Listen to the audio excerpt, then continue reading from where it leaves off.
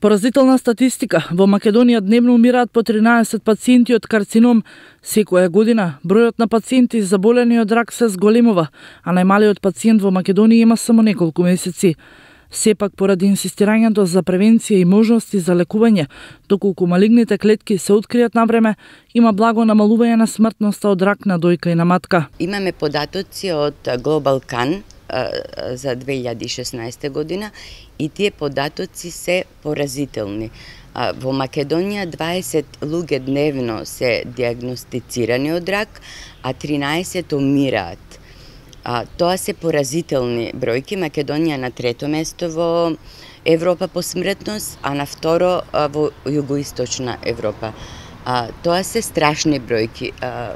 Мене од тие бројки, значи, многу често јас чувствувам гнев, затоа што се прашувам дали на нашата власт, дали на нашите здравствени институции не им е приоритет здравјето на своите граѓани, затоа што ако ние имаме пристап до сите нови лекови што се појавуваат за лечење на рак,